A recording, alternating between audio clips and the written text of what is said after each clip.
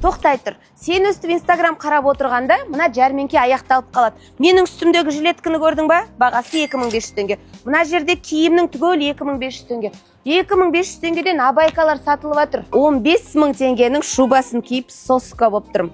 Мынаның качествосын жақынырақ түсірші. Норкадан ешқандай айырмашылығы жоқ, жұп-жұмсақ болып тұр. Басқа түстері де толып тұр. Мынандай міне принті бар түстесең, пожалуйста, еркекке де жарасып кетті, я? Мынандай необычный түсі бар екен, фиолетовыйға жақын ба? Міне мынандай қара түсі бар екен. Осы необычный киімді қайдан тауып аласың дейді. Міне менің үстімдегі необычный киім түгел, я? Түгел осы жерден. Мына міне байлар киетін куртка, жағасы норка. Мынаның іші түйенің жүнімен. Смотрится дорого, богато, 65 000 теңгеге өзіңе аласың да, соска болып тұрасың да, күйеуіңе 15 000 теңгелік куртканы сыйлыққа алып кетесің. Мынаған төлейсің, мынаны подаркаға аласың. Қыста жаурамай жүреді.